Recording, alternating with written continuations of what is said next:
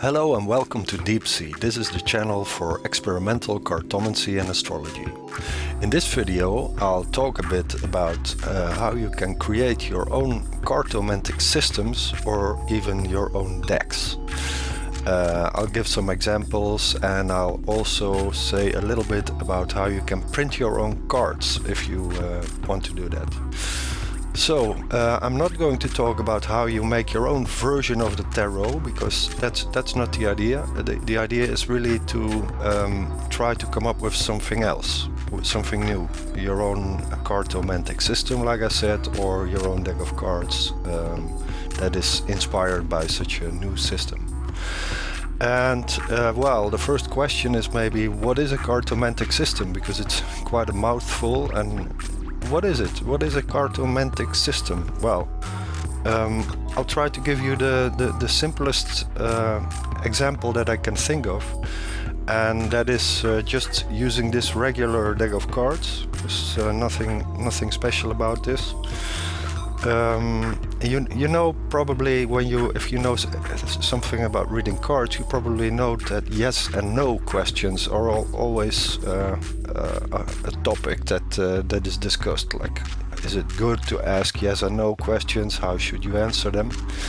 And in fact, if you check it out, there are many ways to answer a yes or no question, to get a yes or a no, using, for example, regular cards. And if you look at a way to answer yes or no, that's basically a cartomantic system, because you have a deck, this deck, you have a set of rules for interpretation, is it a yes or is it a no, and that's your system, because that's all there is to it. A cartomantic system is nothing but a deck and some rules for interpretation. So let's do a simple one. Is this video interesting for you? Yes or no?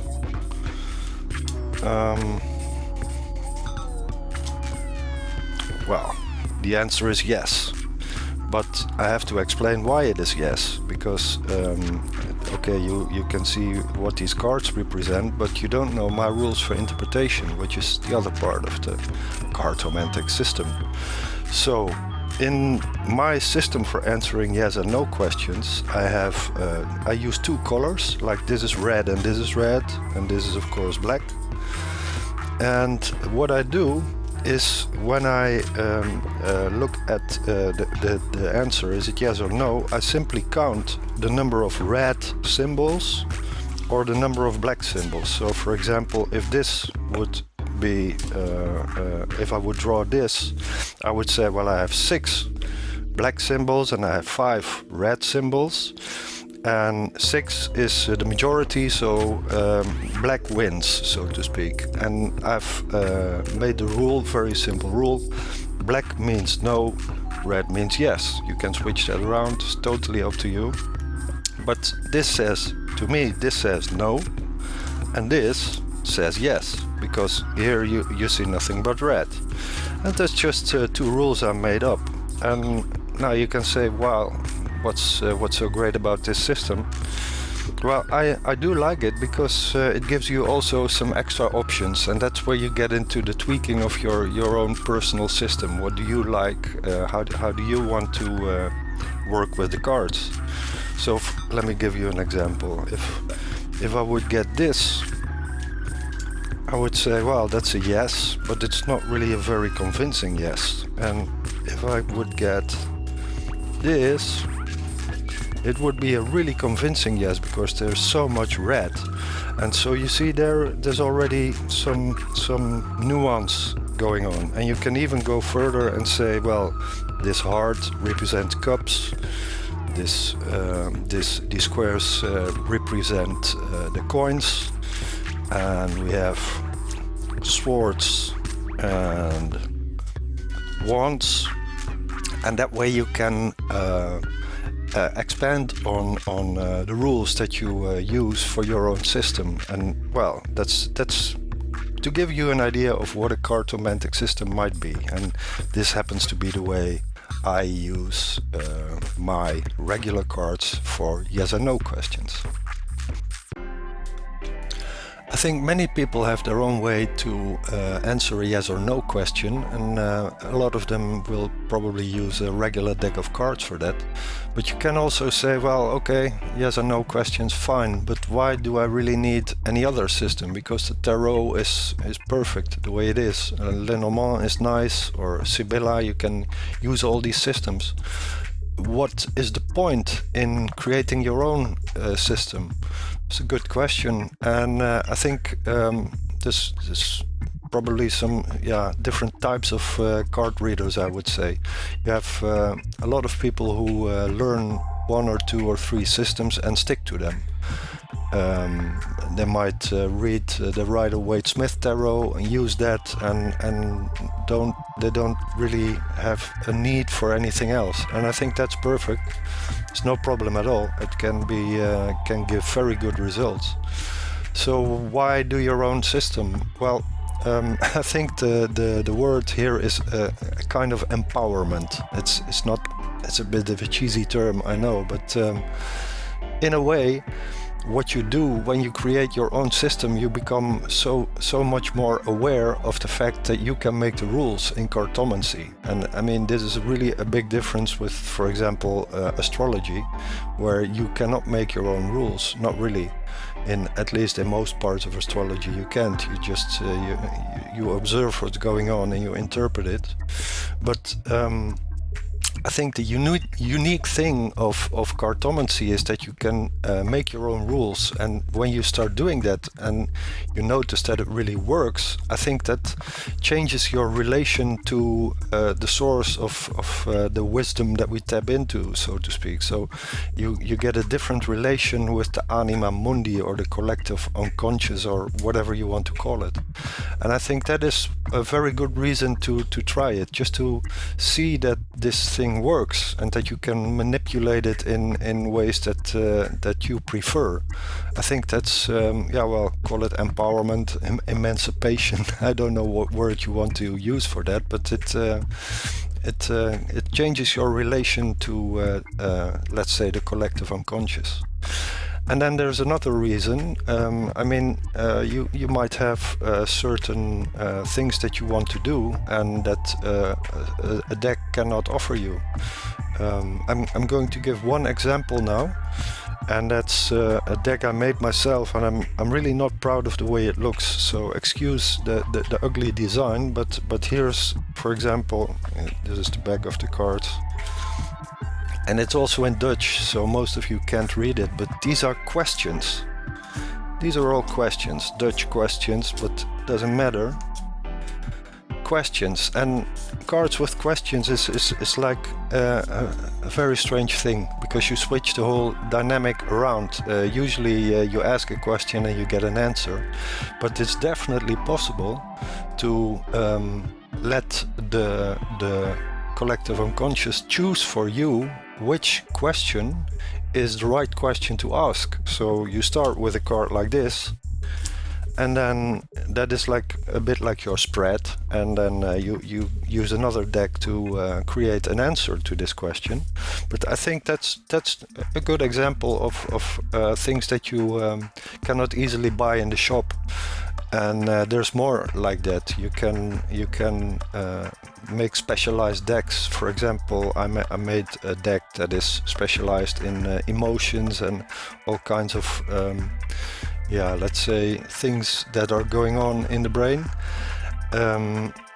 Just because I'm interested in how far you can take it, and how precise you can get in getting information from such a specialized deck. So that's another reason why you might want to experiment. So let's say that for some reason you are interested in creating your own system. You might ask yourself, what are good guidelines? And my answer would be the number one rule is that you know what you're doing. And what I mean by that, it sounds very simple, but what I mean by that is that each rule for interpreting your cards, your deck, you should be aware of it, be conscious of it. It should not be a vague thing. And I think that's rule number one.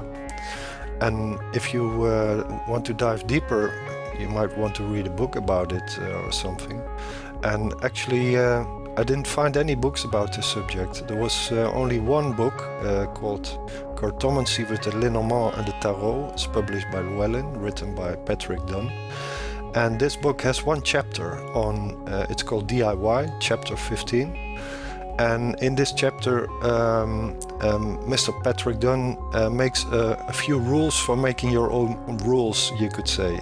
Some principles for creating your own cartomantic system. And what I will do is I will read these for you, a few quotes, and tell you what I think of it. So here is the first quote. Every system of divination is at its root DIY or do-it-yourself. Every diviner creates new meanings for the symbols of his or her system. At the same time, however, there must be some agreement with the anima mundi, or these symbols will remain dead and useless. Well, basically that's what I just said. I mean, some agreement with the anima mundi, I translate that as you have to know which rules you have made up for yourself. And also when he says that each system of divination is at its root DIY, I don't quite agree, because, well, this is a very strange example maybe, but this, as you notice, maybe this is a card version of the I Ching. And I mean, the I Ching is such an, well, I heard someone say an industrial strength system of divination. I think that's true. And it's typically a system that you don't want to get too creative with. I mean, this is already pushing it when it comes to the I Ching. So when Patrick Dunn says every system of divination is at its root do-it-yourself, I would say, well, that's true for cards, but I don't think it's true for a system like the I Ching. I mean, you should not get too creative with the I Ching. That's not good. Okay, the second quote. The first principle of all divination systems is that they serve as a method for listening to the anima mundi. Well, I think that's a very clear statement. And although I should probably add that for anima mundi you can also read collective unconscious, akashic records, morphic fields, and so on. That's all I want to say about that. Okay, the next principle. All good divination systems consist of a network of associated symbols. Cards in combination take on more meanings than merely adding the cards together. Now, this principle is about synergy, because what Dunn is saying here is that a combination, for example, of these three cards should be more than just the sum of the three cards. It should be able to point to many other types of meanings than just what this one card is representing. The combination should be more than the separate elements. Well, if you look at this example, I asked the DEEPsee deck very kindly to give me an example of how cards can work together, and I got a nice answer. I hope you notice the background color here is almost the same. These lines are, that's what I call a typical visual rhyme, and you have lines here, you also have lines there, and what you have here is a whole bunch of ingredients, various ingredients that go together, like mixing herbs and spices. You should also do that in a way that the flavor that you get in the end should be nicer than just, well, what do we have here? I don't know exactly what herbs they are, except for this one, but I hope you get the idea. The flavor that you end up with should be more than just these separate flavors. And yeah, that's really a good visual example of what it's all about. And well, this last card is not as visually as close as these two, but it is about precision. And that happens to be the main objective that I had when I designed this deck. So for me personally, it's quite a clear hint that the way the flavors or the various cards are designed gives direction and precision. That's basically what I intend to do with this deck, and this is how it expresses that. And I think it's quite nice. Okay, the next principle. A good divination system does not reveal facts, but meanings. The more sensory and emotional connection we can have with a thing, the more it means. Now this principle is actually, I'm going to chop it up, the first sentence and the second sentence, because I think they are saying quite different things. The first sentence is about the difference between literal information and symbolic information. Now, literal information you can, for example, get from this thing. You measure and you use centimeters and that's it. A centimeter is just a centimeter. Or, for example, this is a COVID test. I sound like I have a bit of a cold and I do the test and I get one little red stripe here. If I had two, I would have had COVID, but there's only one, so I have no COVID. And that's the end of the story. That's all there is to it. No interpretation, only following the rule. But when we work with symbols, of course, we do not have that luxury because symbols are far more flexible. They are not about literal facts. They are pointing in a direction of a potential meaning, which means we have to interpret symbols using our gut or intuitions, serendipitous thoughts, and so on. And the second part of this quote about sensory and emotional connection, to me, it's actually very important. And I showed you before the DEEPsee deck. I'm going to show you some more. Look at this. And this is what I mean with this emotional connection and this sensory connection you can have with a thing. You see here a very grumpy cat, a very happy woman, and a very quiet woman. And this is one of my design principles that I actually used for this particular deck. The technical term would be embodied cognition. I'll say a little bit about that later. But it's all about these sensory and emotional connections. You see them here. Okay, we've looked at some general principles, the way Patrick Dunn describes them in his book. And that gives some foundation, some idea of what you're aiming for if you want to make your own cartomantic system. And like I said in the beginning, to me, the number one rule is really that if you make your own rules, you are free to do so, but make sure that you are really consciously aware of each rule and that there are no loose ends. Because if you have some rules that you are not really certain about, that are a little bit fake, sooner or later you will get noise. And I will try to explain what I mean by that by giving you an example of a system that I thought of myself. But it's I use this deck for this system. It's called the Madonni Tarot by Grimaud. By the way, don't pay $200 for this on Etsy. You don't do it. Okay, but the point is this. With this design, you see here, for example, an 8 of coins, but you see only one coin. You see the number 8, and here is a 4 of wands, and you see the number 4, but only one wand. And that's the reason I picked this deck for a specific system that I made. And this system is based on astrology. Here you see the geometric relations between planets or aspects. The one relates to conjunction, two planets that are in the same spot. The two is opposition, or two planets that are exactly opposite each other, and so on. And well, that's not so difficult. It's a very logical system.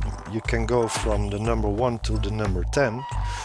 But here's my point. If you know about astrology and you say, wow, that's fun, let me try this system, you might get into trouble because you know what the number 1, 2, 3 and 4, what they might represent, which aspect and which symbolic meaning you can connect to that. But what about the number 10, for example, or number 5, or number 7, or number 9, or even 8? You really have to be consciously aware of exactly how you define these numbers in relation to aspects, and that would be a little bit more difficult for most people, because astrologers are a bit a traditional bunch. They like to follow Mr. Ptolemy, who lived almost 2000 years ago. And Mr. Ptolemy did not talk about the semi-square or about the novile or the septile. The quintile was introduced by Johannes Kepler. But yeah, well, that was, when was it? 16th century, something like that.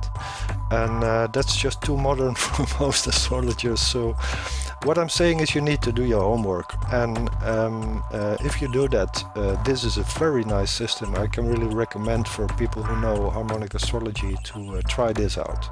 Do try it at home.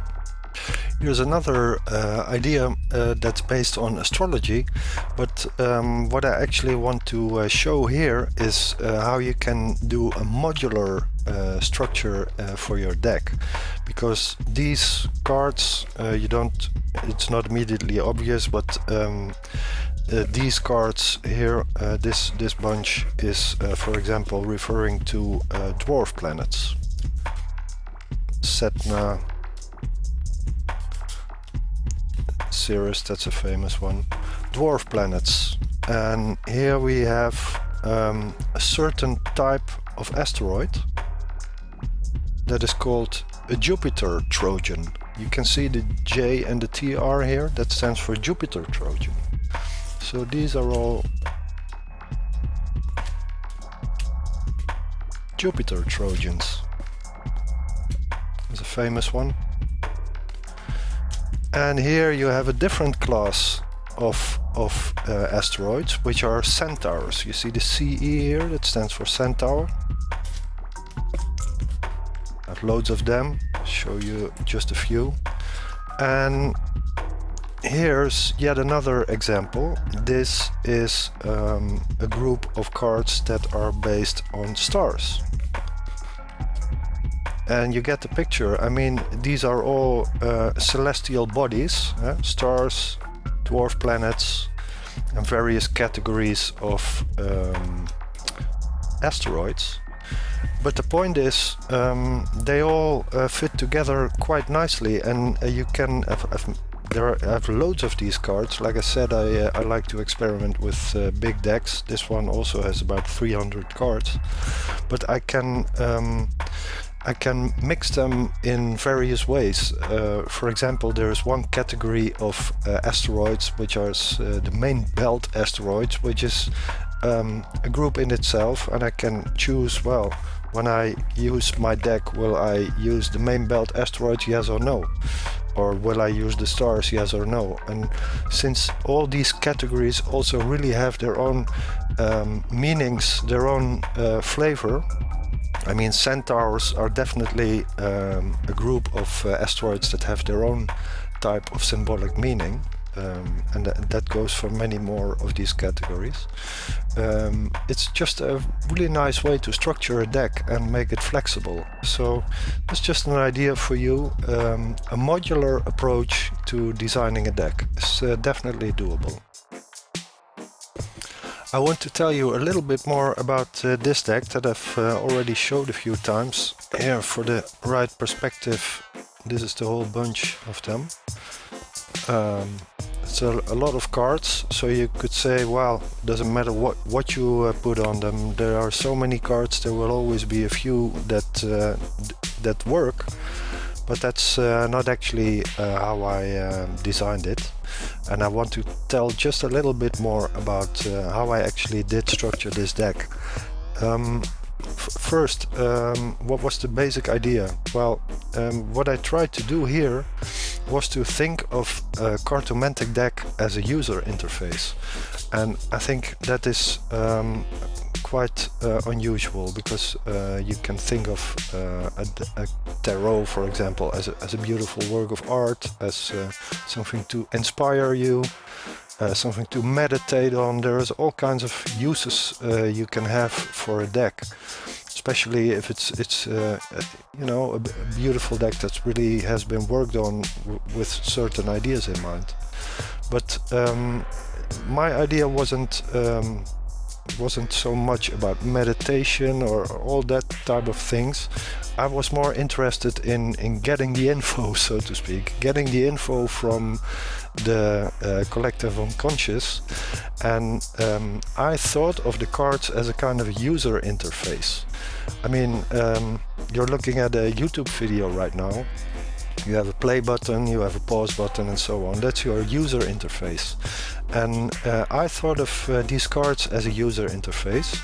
And if you know anything about the design of user interfaces, you may have heard about a book by a guy called Paul Krug called Don't Make Me Think. And that is more or less what I try to do with this deck. Make sure that people don't have to think about it. And also to empower people who look at these cards and make sure that they can think for themselves about what a certain card might mean. I mean, here, this is obviously just hands that get dirty and nothing more than that. And this is a mother and a child in a certain physical position, you know, the eyes are on the same height, which is very important here, going through the knees. And here you have an example of a motor that's running hot, and that's all there is on it. It's like I said earlier, it's almost banal how simple these images are.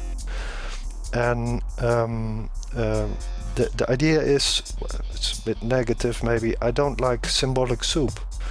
I mean, this is like the opposite of the Crowley deck, you could say, where you have Kabbalah, numerology, astrology, the secrets of the Great Pyramid, and even more secrets of the Freemasons and of the Golden Dawn people. Crowley put all that stuff in his deck, and the problem of that is, I mean, in itself, if you look at the Crowley deck, it's beautiful, but I don't think the way it's printed is very beautiful at all, for example. And I also think all these squiggles, Hebrew squiggles, numerological squiggles, astrological squiggles, it just gives you some symbolic soup. And it gives me the feeling that if you want to interpret it correctly, this deck, you somehow have to be initiated. And now if you think of the situation of someone who is reading cards and doing it for someone else, I think there should not be this enormous difference in knowledge. I mean, obviously there is going to be a difference in what you know about the deck, because I know all the images in this deck by heart. I know which cards are not laying on the table here, so to speak. And someone who gets a reading does not know that. They only see what I show them. But really the idea behind it was keep it simple so that everybody can read these cards. That's the whole idea. I used a few design principles for that, and well, it's a bit difficult to explain really, because this is technical and I'm sure a lot of you would find it a boring subject. But I'll just mention an important name. That is George Lakoff. He is a cognitive linguist and a philosopher. I'll put some links to his books and some videos in the description, and I'll also put a link in the description to a video made by guys called Thunk, and they explain the concept of embodied cognition. This is one of the core principles that I used for structuring this deck, embodied cognition. And well, I invite you, if you think it's interesting, to just check that out. It's about how the fact that we have a body, which nobody can deny, the fact that we have a body influences the way we perceive the world, the way we think, the way we communicate. And I've used some of those principles in structuring this deck and choosing the right cards. And George Lakoff also talks about something else, which are conceptual metaphors, another theoretical thingy, which is also very interesting, because conceptual metaphors, very quickly, it is, for example, life is a journey, or a relationship is a journey. Now, if you think of a relationship in those terms, you might say, yeah, that's obvious. I mean, that's even the way the tarot is structured, you know, for going from 1 to 10 is like a journey, and going from the Fool to the World is like a journey. So that makes sense.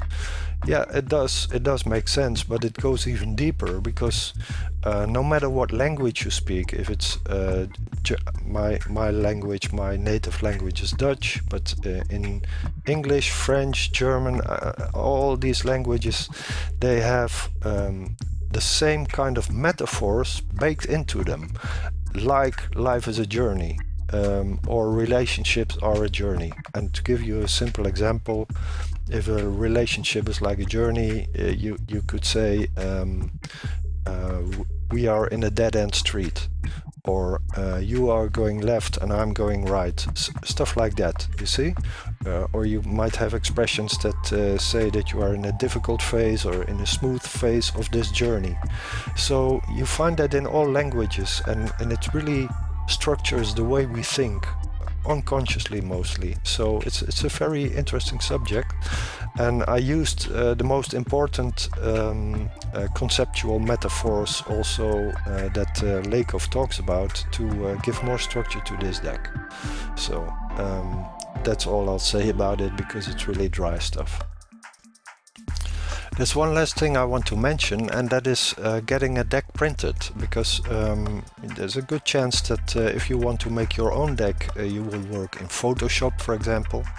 But I would recommend that before you really start designing in Photoshop digitally, that you check out the options that you have to get your deck printed.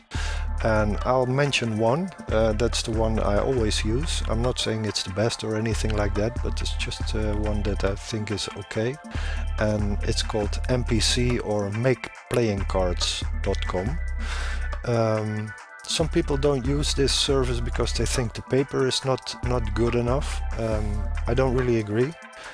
I'll show you the detail here if I can. It's called, this finish is called the linen finish. You can see it if you look at the ear of the bear, you see these little dots, right? That's called the linen finish, and that's what I always order at MPC. And I really like that, and even magicians use it, which is, I think, the ultimate test for the quality of paper. So I'm not going to argue about paper quality. I think they do a good job, but you have to be careful with one thing, at least in my experience. You really should check out the sizes of the cards that they offer, and decide what size you're going to work on, and then try out the template that they offer you. So especially because they have a certain size in pixels, you know, and I've noticed that the alignment wasn't always correct. So I would really suggest that before you make even your first definitive design of a card, if you want to use a service like makeplayingcards.com, check out the whole process and do a test of how your design aligns in the software that they use, where you can upload your stuff so that they can print it. So that's probably my most important hint or tip or trick, how do you call it? I think they're fairly priced, and there's not a lot more to say about it. I mean, they're fairly quick. When you order, in a few weeks you'll get your deck, and I like it. It's a good option, so you can try it. Okay, that's it for this video. Congratulations if you made it to the end. I hope it gave you some inspiration or some new ideas for creating your own decks. And here's a little preview of what I want to do next time. These are just regular playing card decks, but with images on them. Like, for example, you have all these James Bond decks, or here's one for the Big Lebowski. This one has cartoons, or how do you call them, action heroes. Movie, the theme of movies is this. and this is like visual illusions and so on. So you have all kinds of decks with lots of images on them.